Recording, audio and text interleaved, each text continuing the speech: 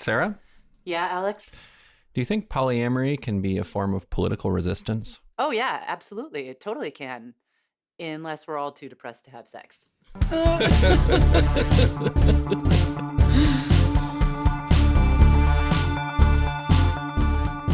Welcome to Mistakes Were Made. It's a podcast about non-monogamy for messy people like us. I'm Sarah. I'm a queer, non-monogamous therapist, parent, and writer. And I've spent the last week basically alternating between screeding to invisible audiences, drinking on the porch, and getting in fights with everyone in my life for no reason except that I feel like shit. And I'm her husband, Alex, said invisible audience, I guess. I'm a voter, a taxpayer, an anarchist. I contain multitudes. I can't be pinned down. I'm Jessica here producing, resident monogamist, also picking fights with everybody I know for no reason. But now I know why. Thanks. Yeah, it's fascism. It's the trauma of fascism.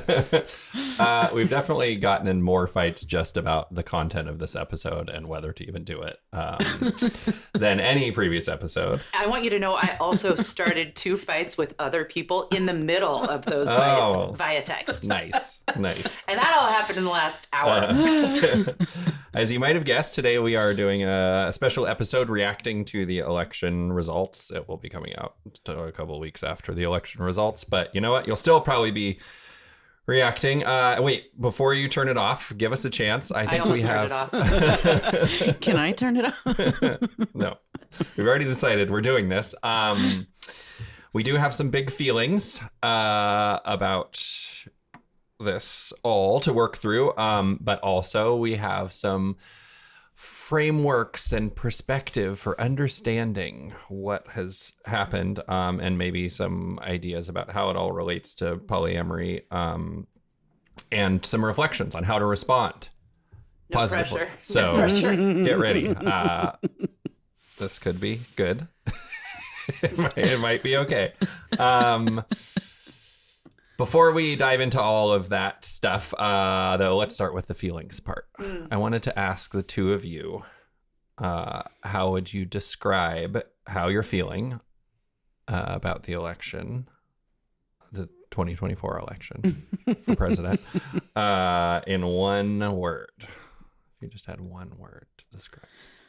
Can I have more than one word? Yes. Every time somebody asks to answer in one word, you obviously get to take more. Literally impossible. That's how you feel? Literally impossible? No. It's literally impossible to describe how I feel in one word because I contain multitudes also. Well, try to start with one. Well, no, I guess I was just realizing the familiar feeling of recovering from other traumatic events that as soon as you feel the teensiest bit better, that betterness is erased by realizing how much terrible shit you still have to deal with. So that's how I feel. Mm-hmm. So you're thinking about the horrors to come. Mm-hmm. Yeah. Mm-hmm. Dread. Dread. Dread. Oh, there we go. If you're looking Dread. for one word that Thanks, guys. encompasses That's a great one. thinking about the horrors to come, Dread. it's dread. All right. How about you, Sarah, human thesaurus? Smug. Smug. That was going to be mine, actually.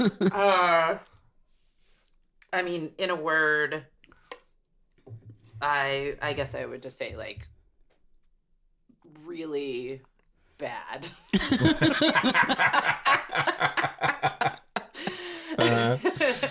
It's okay, maybe I'll find the word if I talk it out That's 2 words. bit more. I think what you mean is bad. Bad, but in all caps. All caps. Yeah. 32-point font. It's like that feeling of just being irritated, agitated, kind of horrified at every level. And you're like, ugh, this level feels kind of nightmarish. I'm going to go to this other one. Oh, it's also bad here. Mm-hmm. Well, what if I turn over here? Also bad. Mm-hmm. Oh, it's bad everywhere. So trapped, maybe? Yeah. Claustrophobic. Claustrophobic. Yeah, those are the words coming to mind. Yeah. What about you? What came to mind for me first was probably numb. which there's probably more beneath the surface, but as a straight white cis man, I don't have access to that exactly. Yeah, I just feel like I don't want to think about it. Don't want to talk about it. Don't want to deal with it, especially because it's like kind of like round 2. You know, it's like at least the first time we all did this, I could like get my blood up for something. But I think that's what makes me feel numb. It's like, oh, I'm doing this fucking shit again. Yeah, that is one of the, I mean, that's despair, I think. To use Despair, a word, yeah. despair. Yeah. It's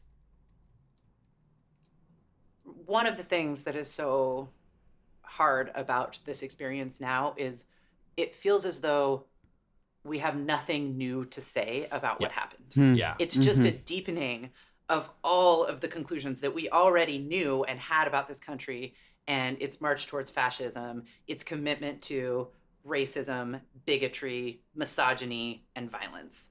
And I think that our hesitation to do this podcast speaks to that fear that like maybe there is nothing else for us to say except to just like deepen our experience of those conclusions. And I'm not even here to say that I'm going to argue with that. Maybe that is what we have to do for a while.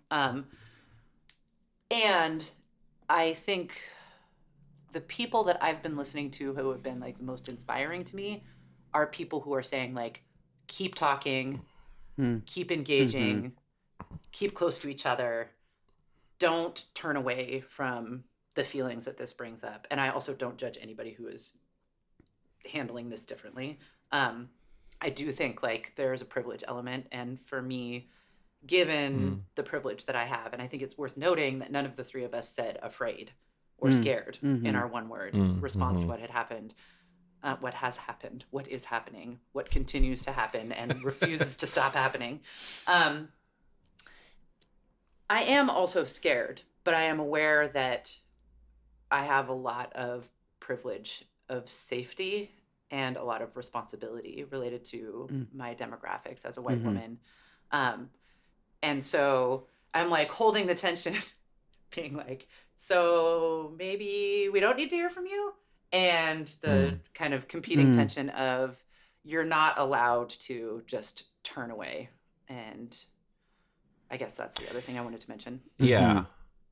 It's interesting to like bring this into a poly context and think about how, you know, we've had a fair amount of conversations about like, is that like an identity or is it like a lifestyle or like what is it? And it's interesting to think about how like in a moment like this where people are under threat, it definitely doesn't feel like, you know, it doesn't feel like Trump's coming for your polyamory or whatever, right? I think it sheds some light on how much kind of privilege there is in that I mean, community as we know it. Like, I suppose it could be the case, but there's a lot of other, you know, like, who's definitely coming for. But he's coming for queerness. He's coming for women. He's coming for BIPOC people. He's coming for immigrants. Like that you're right to say that it kind of highlights how polyamory is different from those different. things. Yeah. Because of course people with all sorts of intersections of those identities practice polyamory. Of course, But yeah, it is those identities that are under attack. Yeah. And under threat. Yeah. So I guess like how does it relate back to the content of the podcast and like the audience for this podcast? I think there really is something to folks who have already been developing alternative ways of living and alternative ways of relating to each other. And that's a huge theme on this podcast is how polyamory owes a huge debt to and has been interwoven with communities who are already doing that.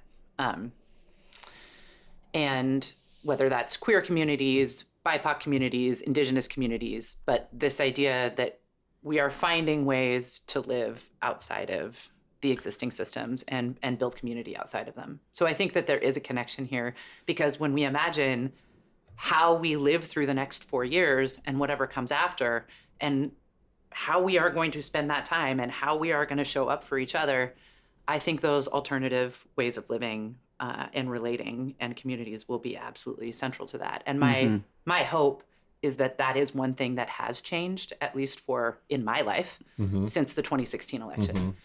I think since 2016, I have learned a lot more about being in community. I've learned a lot more about why and how I was raised not to be in community, and the white supremacist capitalist values that kept me from those instincts and that ability to like organize on that fundamental level. So if I am like already looking for a little bit of hope here, it is that. Yeah. And like to add on to that a little bit, if you want to look at like, you know, Trump getting reelected, like somebody who's kind of like in a lot of ways sort of like a failed person, like it's a you can look at that as representative of like these systems failing, and like, you know, Right. it's not like he's the embodiment of all of these systems, not just failing because they'd always been failing, right? Or succeeding in what they were created to do, in the sense of like upholding the privilege and the systems. Right. Yeah. They're succeeding privilege. in doing that, but it's not like he's the embodiment of everyone realizing that those systems have failed. Yes. He is the embodiment of that. Yeah. And you can see him winning, you know, also like the failure of like the, you know, the Democratic Party system, and like the, all sorts of organizing. Like, it's just like a lot of sort of like systemic failures stacked on top of each other. And you're right, also like the people voting, like maybe reacting to that, and like a loss of faith in institutions that maybe deserve to have the people's faith in them disappear. But like, I guess the connection I'm trying to pull out there is that like people who are non-monogamous or polyamorous like often are that because they have noticed that the system, this other big system of like monogamy, has been failing them, and like failing their parents, and that is like, you know, it's connected to all of these other systems. So you could kind of expect it, right? Like, I wasn't surprised. No. Which doesn't mean I'm any less horrified. No. But yeah, I was not surprised. Yeah. Because we know that the systems aren't working. And so identifying that we know the systems aren't working, we've been talking about that, or that they're only working for the people that they intend to work for, and then less and less of other populations as we progress through late stage capitalism. It's worth saying that this election is an expression of people recognizing that failure and then grasping at the thing that is always most available, which is fascism. When people lose faith in systems, in leadership, in each other, fascism is always there to be like, we got an answer for you. Why do you think that is? Or like, what do you mean by that? I think because it speaks to maybe the anxiety and fear, and the impulses that we have when things are falling apart, to give in to anxiety and fear. And fascism will come in and say like, hey, guess what? First of all, you're right. Everything's fucked. So your assessment of things is correct. It's validating in that way. And here's the solution. Align with power, and there will always be people below you who will get further fucked first. And I think it just like speaks to those. I mean, I know this is really cynical, and I'm hoping that it'll kind of segue into one of the frameworks that you were looking at. But I think it speaks to those emotions and reactions. Yeah. And I think it does it well. And I think I'll say one other thing. Fascism does not resolve itself in the sense like it doesn't go away on its own. And I think that's another part of what we saw in this election, that a lot of people on the left, a lot of big Democrats hoped that fascism would go away on its own, that it had been called into being by these dynamics that we're discussing, and everybody would have looked at it and said, actually, no, bad idea. We're not going to do that. Right. And the fact of the matter is, you actually have to fucking fight it with alternative ideas. Uh-huh. You have to address what makes it appealing and fight it with alternative ideas, and we have failed to do that. Mm-hmm. These are the screeds that I was referring to earlier to invisible audiences. Uh-huh. Now you have a visible audience. Yeah. Someone put a microphone in front of me. Yeah, and you talked about feelings a minute ago, and that's like one of the big things that I wanted to tease out is like the difference, the confusion between thoughts and feelings in like the political realm. I've been seeing a post circulating that's talking about like the way that that's articulated interpersonally. We can dig it up and share it, but basically just like pointing out that people get into conflict when they talk about when they frame what are their feelings as thoughts. Like I think that you, or even I could even use the word, I feel like you like your other partner more than me, or like you value your time with your other partner more than me. You know, that's like a feeling, but I'm kind of framing it as a thought. As a truth. As a truth. And then that puts you in the position of kind of having to react to that on the terms of it being a truth rather than on the terms of it being like an emotion or like insecurity that I have. And maybe this is a stretch, but like, I think this is maybe why people misunderstand what's going to happen in the political realm, is because they're thinking about it on this intellectual level. And they're like, well, you know, what do people think? What are people's like opinion of Trump or of Kamala Harris? And like, you know, there's some sort of obvious opinions to have there maybe, but the feelings might lead you in a completely different direction. I got like kind of like pulled into this idea of like, as I saw more stuff about like these really like sort of confusing voting patterns around like for the first time, I think people are really like voting like against their self-interest like across the board. And it like used to be that it would be kind of like predictable that like wealthier people would vote Republican because the Republican Party was like gonna lower taxes, for example. Like there are tons of other issues at play, but like you could just sort of reliably be like, this will be good for me. And like as recently as like 2012, highly educated, high income people voted for like Mitt Romney, right? They like voted for Republicans, and less educated or regardless of education, like lower income people voted for Democrats because Democrats were going to like, you know, lower their taxes. Right. And like this time you have like two candidates who are like, one of them is saying like, I'm going to lower taxes for the rich and raise taxes for the poor. And poor people voted for that person. Also, the mindfuck is neither of them actually represent anybody. Yes, well, that's don't blow up my paradigm with that. Sorry. Burn it to the ground. Yeah, right. Oh, sorry. My point being just Yes. like people aren't like doing what is gonna be good for them necessarily, like, you know, or in their interest, and they're not like thinking about that necessarily. They're like feeling something, Right. and so I wanted to. That made me think about this this like framework. That's in the book Polywise at the end. Polywise is the second in the series that began with Polysecure. It's by the thinker, writer Jessica Fern, also and her a partner, therapist. David Cooley. Oh. Us less notable partners have to stick together.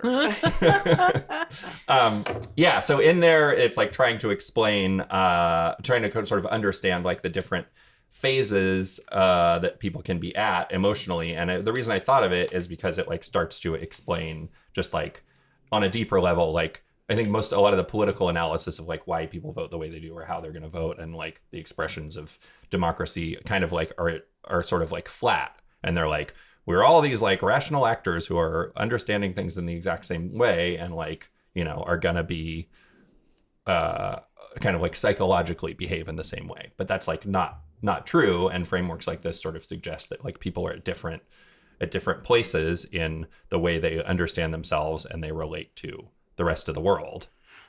So to understand this book, which for those who don't know, Polysecure was like a smash hit, like really a surprisingly successful little book about polyamory that hit at the right time with a lot of the right ideas, probably 5 or 6 years ago, and has become, I would say, like the go-to reading for people wanting to understand, especially themselves in relation to polyamory, the idea of attachment, how their own unconscious minds might be informing how they relate to each other.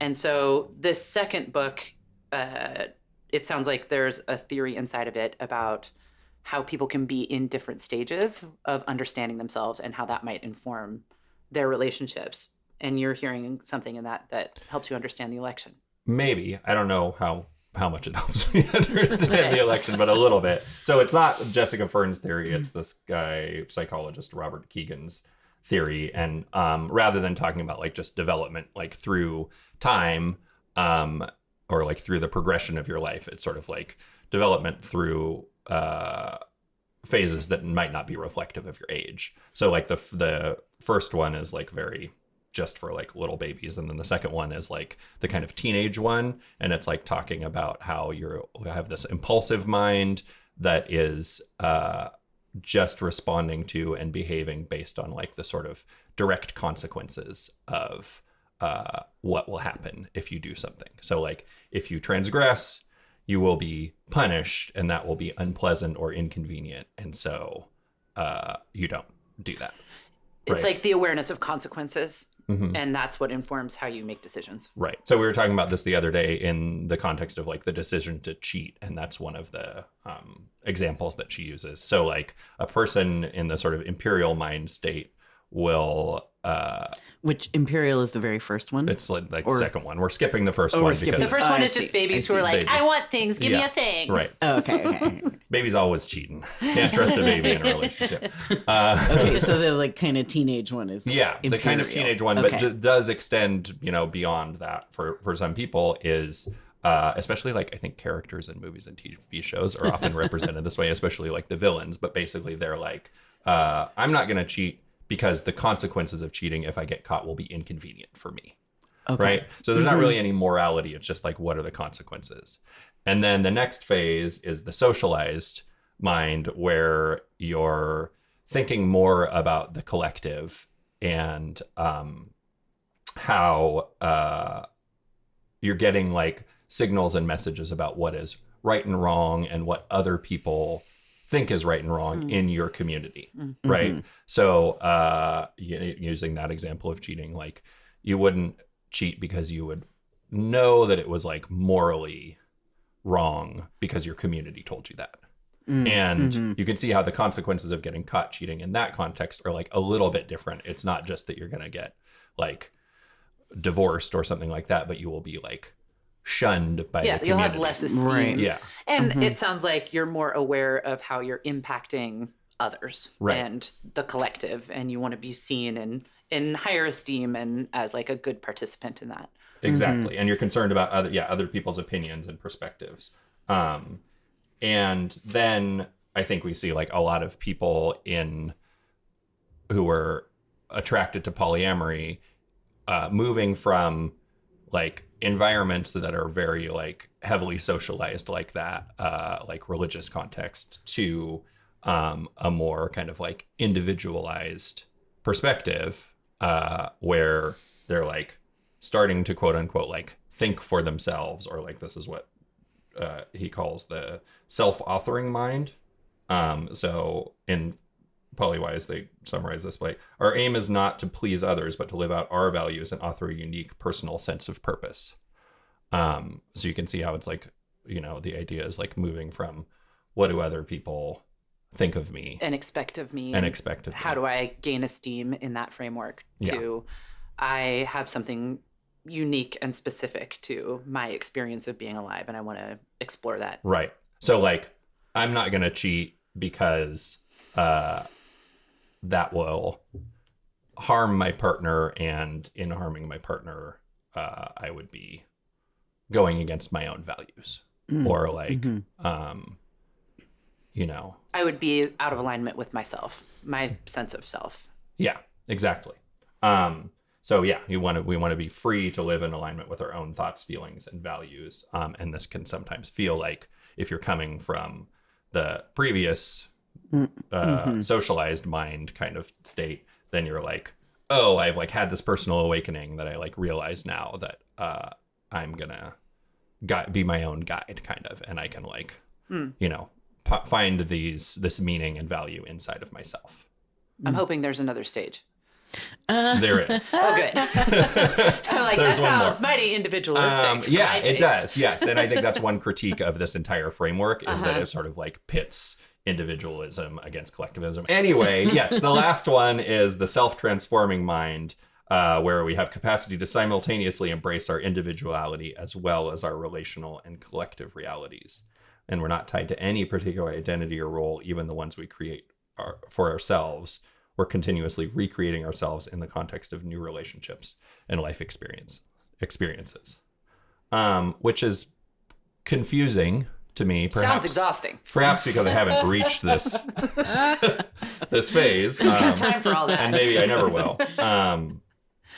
So we're like, I think it's easy to like confuse and misunderstand this one versus the socialized one, the one two ago, because it's like talking about constantly responding to the needs of the current situation. But it's about expanding to have nuance and tension and be able to hold that all at once, right? Right. Mm-hmm. I mean, that last phase sounds to me like I am aware of my own unique reality, and that is all I really can understand. And I also know that is within the context of the collective. And I am influenced by the collective, and I influence the collective, and all of these things are true at once. And every single person in the collective also is as much a human being with that unique kind of perspective and experience as I am. Yeah.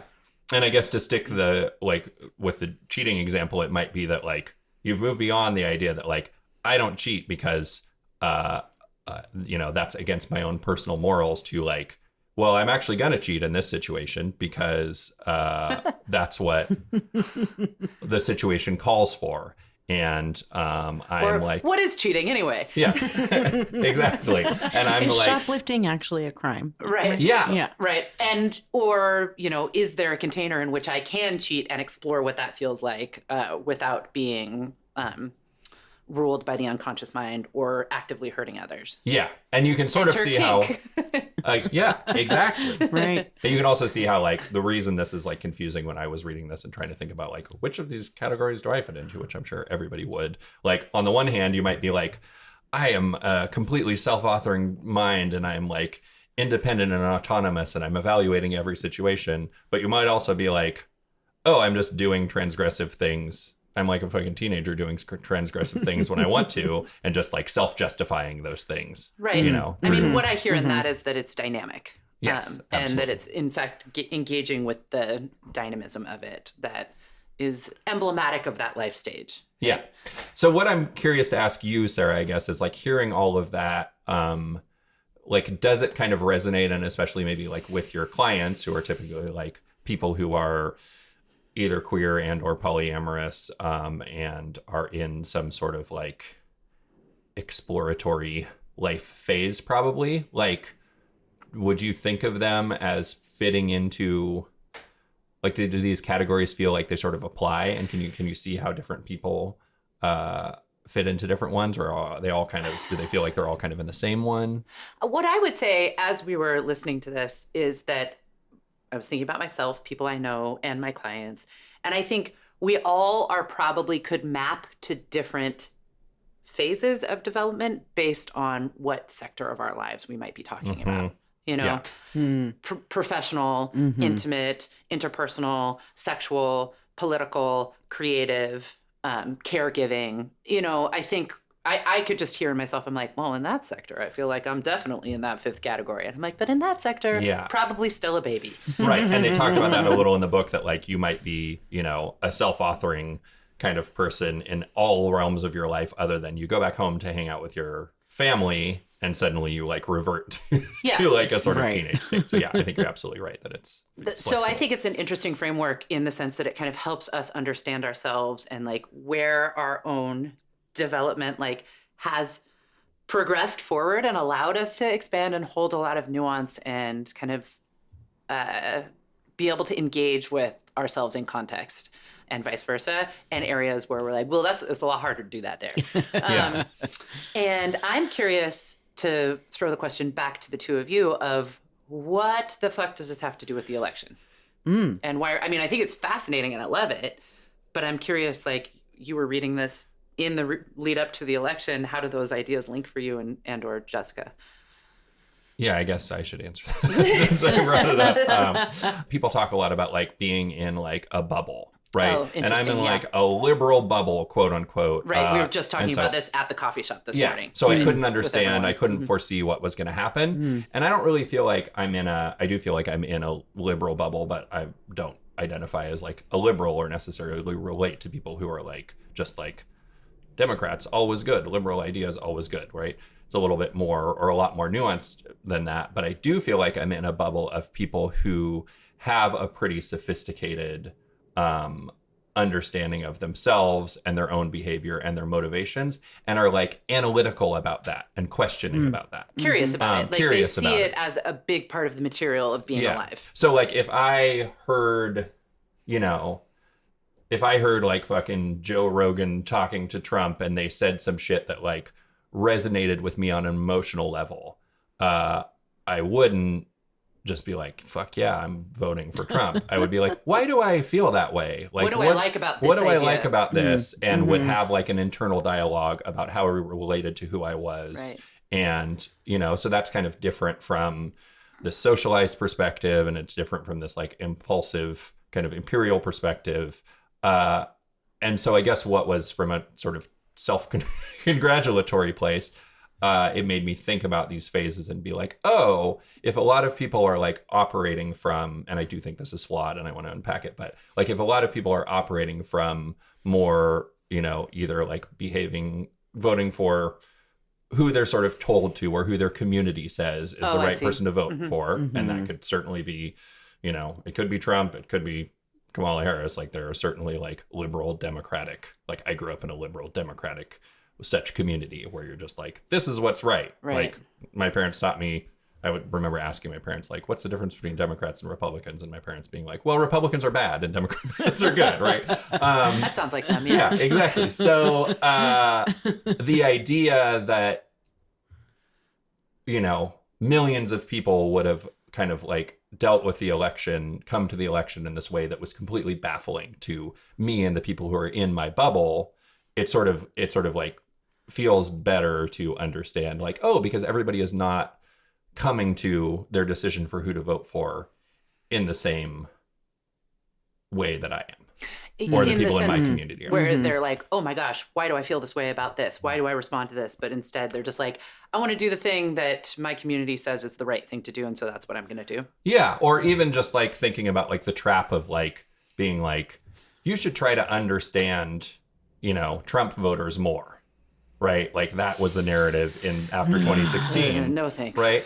Yeah. Although I guess that's kind of what we're doing. That's kind of what we're doing. Yeah. Damn. But also it's like, well, they're not trying to understand me. No, they're not. And maybe that's because they're winning. They don't give a shit. Oh, sorry. Yeah. Yeah, could be that too. But I don't think they tried to understand, they didn't try to understand like Democrats when Biden won in 2020. They were just like, we didn't lose. What are you talking about? Right. You cheated. Right. And that is it's sort of like, from a development perspective, probably a less emotionally mature response to have than, I wonder how these other people felt and why they acted in this way that is impacting me. Right. Why does the world look like this, and how can I relate to how it looks? And who am I within that? Who am I within that? And like what mistakes have I made that like you know, led us to this place collectively or whatever. Mm-hmm. Interesting. Okay. What do you think, Jess? Yeah, I mean, I think that's really interesting, and it's ascribing some really positive things to the left, and it's making me think about how, like, in the campaign, the left was really relying on the sort of like, I don't know, the shame, like, you just have to do this because that's what, you know, I don't know, is that at the socialized level? Yeah, I think or it was. something? It was very strongly like, you have to vote for a Democrat because the other guy is bad. Right. And like, Yeah. whatever Democrat we put up here, you have to vote for because otherwise you're bad. Mm-hmm. And that was pretty much their entire campaign. Yeah. Which Yeah. Turns out didn't appeal proven to us. ineffective. And, you know, maybe if they were really curious about what people really wanted and it's like, I don't know, what people are really, really thinking about, they would have, I don't know, tried to be a radical leftist. Or even just be attuned to the moment. Or, right. Yeah, and then doesn't it sort of start to explain that thing of like, okay, why are like wealthy people voting for Democrats when the Democrats love wealthy people yes. too. I mean, again, it's like this is within the framework that you know, ignores the fact that the paradigms are completely, you know, that they're phony. But it is true that like Kamala Harris released a tax plan that was like, if you make more than $100,000 a year, your taxes are going to go up. Mm-hmm. And people who make more than $100,000 a year, a vast majority of them voted for her rather than voting for Trump. That's fucking weird. It is right? weird, although I do think that it has something to do with the amount. They're like, I'll lose that $20,000 and feel like a morally superior person while also still maintaining all of my privilege. Right. That sounds great. But which is a more nuanced, like emotionally and like intellectually more nuanced perspective than fuck you, don't take my money. Okay. Right? By degrees, yes. Yeah. It's annoying Yes, as fuck. it's very annoying. And I also want to like, I want to clarify that like, I don't know if I'm talking about like the left. I kind of like hate it when that terminology in general, because like, I don't know what that lumps together all of these people. What do we mean when we say we? Yeah. Vastly different. I'm talking about the people who listen to this podcast who are probably like, you know, non-monogamous, queer.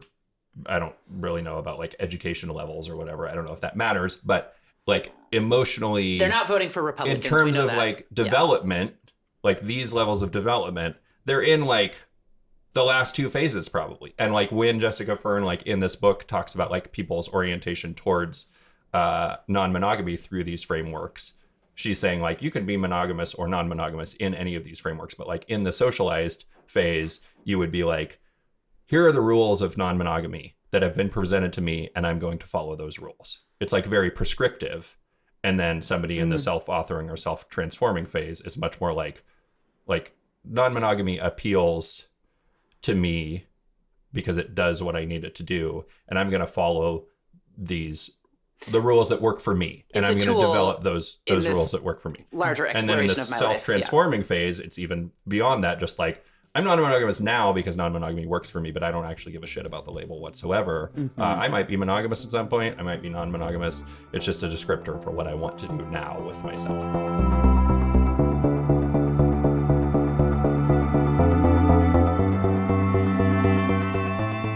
We're talking about like how these frameworks that have mostly been applied to like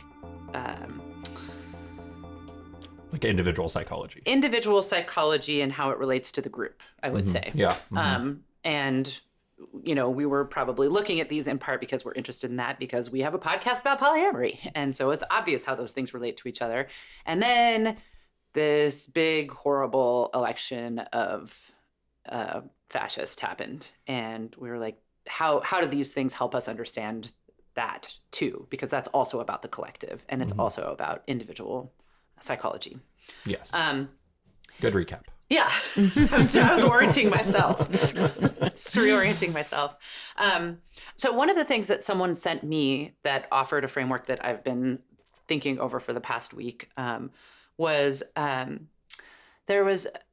he also was kind of a lifespan development psychoanalyst, Donald Winnicott, and really influential to the field. And he had some like pretty, I would say, famous thoughts about what he would have titled antisocials and democracy. Like, what truly threatens the democratic endeavor in the United States? And I believe that it was his quote who said, like, the true threat to American democracy will come from within, not from without. And so we'll have to fact check that, but I am pretty sure that's him. And I mean, he had incredibly influential ideas that we still think about today. A lot of what we understand about attachment and early parenting and nurturing are from him and his cohorts. I believe it was his partner, his wife, who came up with the good enough parent, and then he went on to popularize it because he's a man and because misogyny and sexism. But, you know, the idea of like how we orient to caregiving and how that influences us throughout the rest of our lives and every relationship we ever have. So I really love him in a lot of ways and think about him a lot. And someone sent me this essay about his take on threats to democracy. And there's a lot to be said about it. And I'm going to try and just like recap the points that felt big and important to me. One was the idea of the antisocial. And that's like a term that I'm not even sure how to define, but the way I understand Winnicott using it. I feel like everybody kind of knows what you're talking about already. Yeah. I mean, so, okay. So one of the things he's also a little bit famous for is very famous for is the idea that antisocial behavior, like say in teenagers, is a cry for help. So that like, you know, very cliched cultural understanding now kind of comes from him. That came from him. Okay. And that there was like dysfunction in early development inside the family that. As opposed to at the time, probably the prevailing idea was like, they're just bad people, lock them up forever. Right. Yeah. Or like perhaps the devil's at work inside of them. I don't know. But it is kind of interesting to think about how antisocial behavior, if we were looking at it in the collective right now, Winnicott's idea that it would be an expression, a kind of cry for help based on fundamental dysfunction at the like root level of the family. I'm like, oh yeah, that's America. Right. Yeah. And then like fucking storming the Capitol and shit. And then like the people who stormed the Capitol, like, you know, they weren't like rebuked. They just won the election. Yes. Yeah. Right.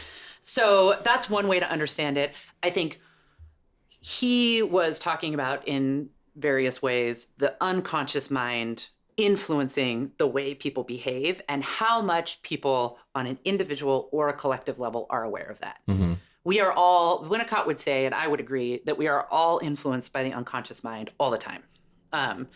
And that the exciting part of like therapy, the reason why I love it, is that we're trying to pull things out of the unconscious mind, access some of those shadows, and understand them better so that we feel more like the authors of our own lives. And we understand what we do and why we do it more. We're not just acting based on these unconscious impulses and not understanding really why, and then having to like live with the consequences of our behavior. Exactly. Or forcing other people to. Yeah. And what Winnicott would say is like these antisocials, especially the ones that were hidden antisocials, I think is what he talked about, were some of the most dangerous people in society because they would act on these impulses and these unconscious like fears and desires and not connect or have any reasons for why even. And they would do it almost in secret. And were capable of a lot of harm as a result. Right. And that made me think of when I read that, like, you know, you have like, assuming that you're comfortable kind of saying like the whole like Trumpist MAGA movement is like kind of antisocial in and of itself for a lot of people. There's the like sort of overt purveyors of that who are like gonna go storm the Capitol or are gonna like, you know, put up a giant Trump flag on the back of their raised pickup truck or whatever. But then there's the people who like the polls are always wrong, right? Yeah. Like Trump always like does better than the polls show because people are secret about it. Yeah. And he talked about like reacting to inner insecurity by identifying with authority. Yes. That was the kind of like, those were the indeterminates. I think he said that stood out to me too, when he was like, people who are deeply insecure don't understand why they're insecure, and will over align with power to, compensate for it. Mm-hmm.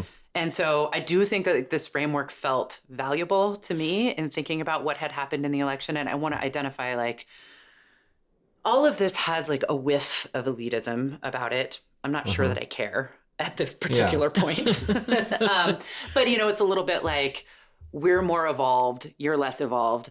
I want to try for myself. I'm not saying anybody else has to do this, but for myself, I am placing myself in the collective. The collective of this country and what is happening includes me, and I am not outside of it. And many of the like antisocial impulses, the unconscious shadow, I share that too. Yeah, I think I would respond to that like charge of elitism by like questioning what is the difference? What do we think the difference is between a person who is like hidden and antisocial using Winnicott's framework, or like somebody who is in the imperial or socialized phase using Keegan's framework, and people who are not, who are like beyond that? Like the difference isn't inherent goodness, it's conditions. It's the time, like, yes. you know, the time and space to interrogate one's own mind and feelings, and like, and the willingness. And a willingness, yeah. Because I think we have to acknowledge that, you know, I'll just speak to like white women with resources, because I think that'll help me also segue into the other piece of Winnicott's theory of what threatens democracy in the unconscious mind of Americans, is that white women, college-educated women with resources voted for Trump. I mean, more college-educated women voted for Kamala. But, you know, we have to acknowledge that there are people who have had some space and time to examine themselves and their impulses, and like they haven't. So I don't have all the answers to that, but I will say we live in a country that actively discourages it. This is not a country that encourages inquiry, nuance, expansive thinking, deep empathy and understanding. This country doesn't want you to do that. It doesn't surprise me that, especially if you already have a lot of privilege that we know results in empathy gap, which white people, men, that you're just not going to do it. Or you're going to decide not to. And so I just want to acknowledge that that is also at play here. I think there's a lot at play at once, but that's my kind of like detour talking about culture, conditions, and privilege, as well as elitism. Yeah, I think you threw me at the end with the empathy gap part. Will you say more about that? Oh, yeah. Well, we can look this up too, but it has been identified that like white people, I know this to be true about white people.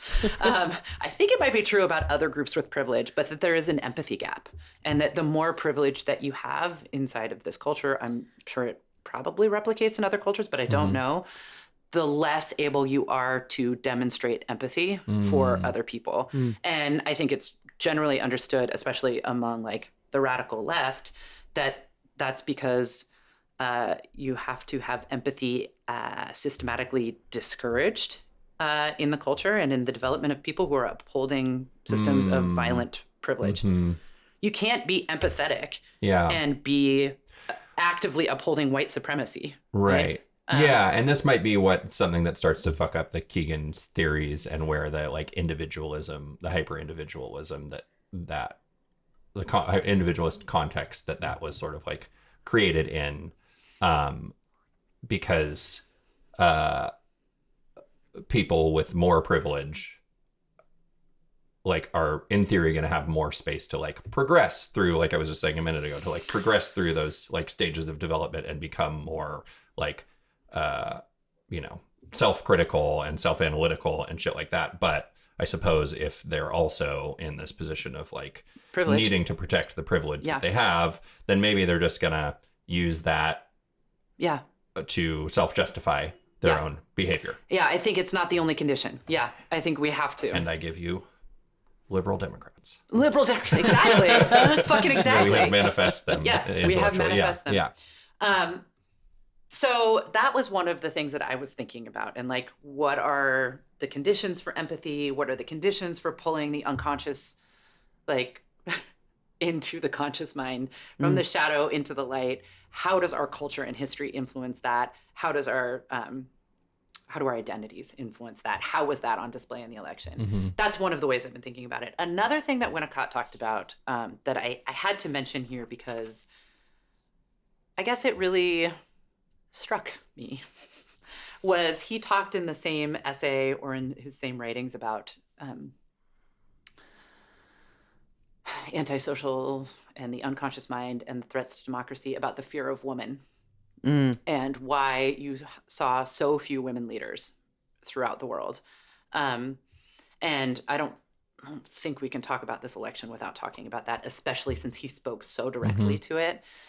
His theory, it's a little heady. I'm going to try my best to summarize it and then probably just offer it up to the two of you for feelings instead of in-depth analysis because it's relatively new to me. His theory was in every human being, there was innately a massive debt to a woman's body. And of course, this is in the gender binary. So just acknowledging that.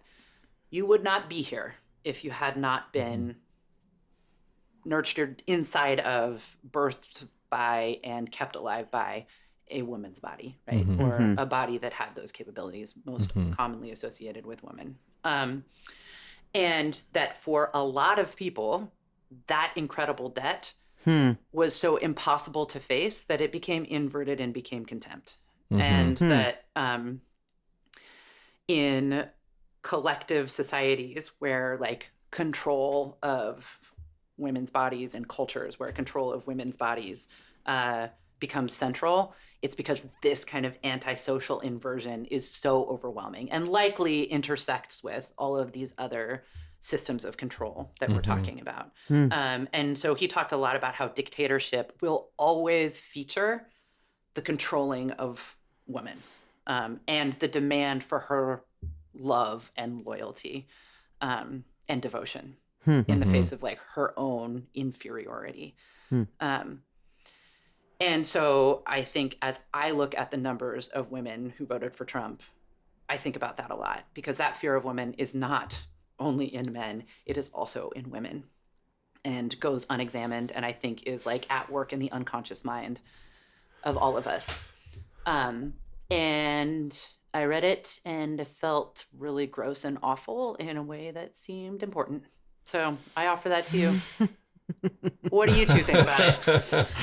Wow, thanks. You're welcome. I mean, it seems very perverse and almost like, I think when I first read it or thought about it, I was like, well, why would your reaction to being in great debt to a woman be contempt rather than, like love or honor or some shit like that?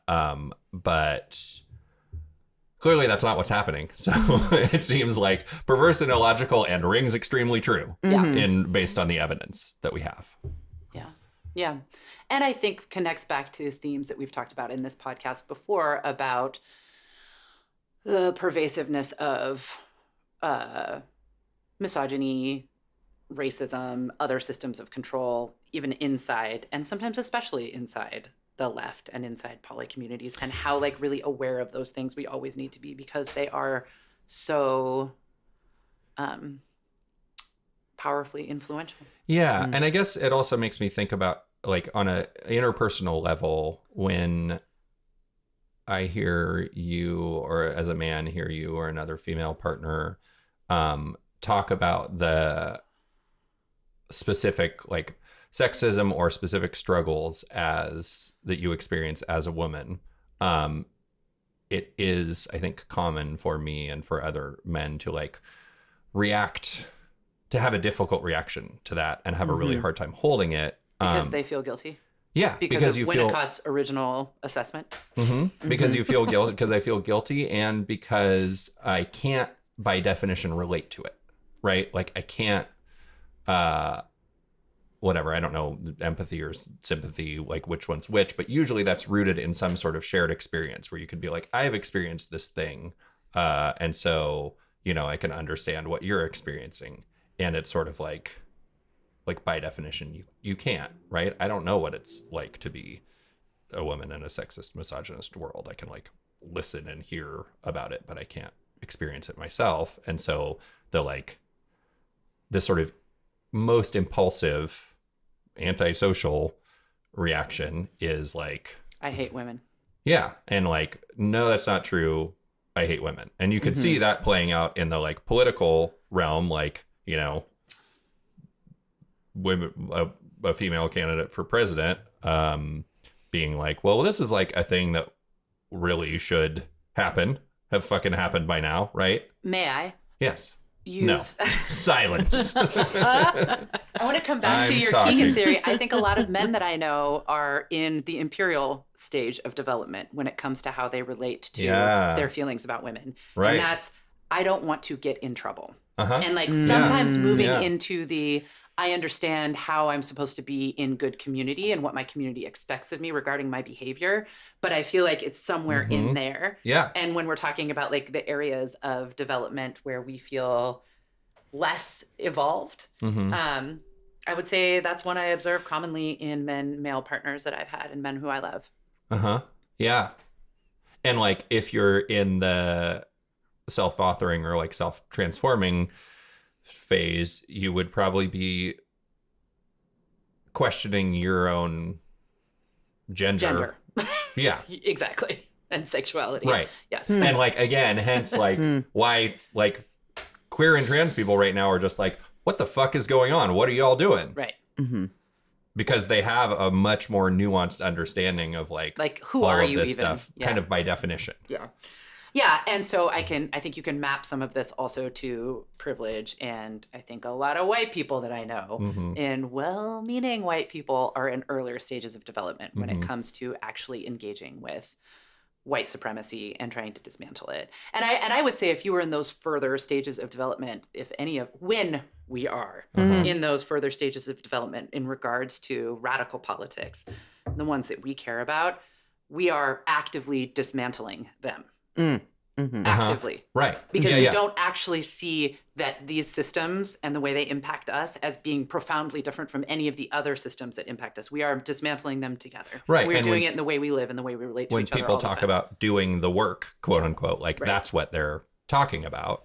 And then people with either less sophisticated or more antisocial tendencies fucking hate it. Right. And that's like the woke mind virus or whatever. Like that's why they're pissed about it. Because And don't tell me that you're good, right? yeah. Show me what you're doing, I think is something that like comes up a lot in all of this. And I think is maybe something valuable to just like circle back to as we transition into the part of the podcast where we're going to talk about like, what do we do next, or what is inspiring us, or how are we thinking about things? Yeah. Can I read one of the quote from the Winnicott article real quick? Yes, can I have a time check? Because Yeah, I have therapy at 2. We have 3 minutes. Okay, go for it. Not until 2, but hidden antisocials are not, quote, whole persons any more than are manifest antisocial. So he was just talking about like the people who are in that kind of antisocial category. Since each needs to find and control the conflicting force in the external world outside the self. By contrast, this is the part I like, the healthy person who is capable of becoming depressed is able to find the whole conflict within the self, as well as being able to see the whole conflict outside of the self, in external shared reality. When healthy persons come together, they each contribute to a whole world because each brings a whole person. Mostly I just like that because he called out people being capable of being depressed. And I was like, yes. But I hear in that, like, if we were to modernize that language a little bit, I hear like being able to tolerate distress, like internal distress. Yeah. An ability to tolerate internal And you can't be distress. trusted to care for the collective Yeah. in distress if you can't tolerate your own internal distress. Yeah. So my new elitist platform is people who haven't been depressed should not be allowed to vote. Only depressed people can vote because they've tolerated internal distress. Yeah. And can thus care for the collective. Yeah. All right. So in conclusion. What the fuck do we do now? Yeah. I'm saying get depressed, people. It's Done. time to dig in. No, but really, like your depression and internal conflict about this stuff And this election. About this election and what's going on in your life. All of that is like a resource. It's precious. Yeah. It's Right? important. Yeah. It is you. It is all of the things that we're talking about. And we don't actually have to have a conclusion yet. We don't have to understand the whole shadow to know that we're willing to go into the shadow and look. Right. And I think like that's maybe the spirit that I'm coming to this podcast with right now. That's the way I feel a week later. I don't fucking know all that is in the shadow, but I am willing to go there and look because and I think we all have to do that together and pull it into the light. So you're saying don't react to this outcome by trying to be better than other people, but try to dig into what is worse about you or how you internally might have. I think it's more of a feel your feelings. It's more like, you know, wherever you are in response to this, whatever is like the sort of shadowy feelings that you're having, let yourself have them. Let us explore them. Let us do it individually, right? Inside of ourselves, and let us do it together. And, you know, in the interest of that being whole people. Yeah. And because the more whole we can be as people, the more whole we can be as a collective. Do you want to talk about anything else? You want to just go to therapy and... Not really. Yeah, I think I'm just ready to go to therapy and explore the shadow more. Thanks. Okay. Let us know what you find out. You know I will. All right. Thank you, everybody, for listening to Mistakes Were Made. Please subscribe to us on your podcast platform of your choice, and we will be back soon with another episode. Yeah. Thanks, everyone. Thanks for being here. Bye. Bye.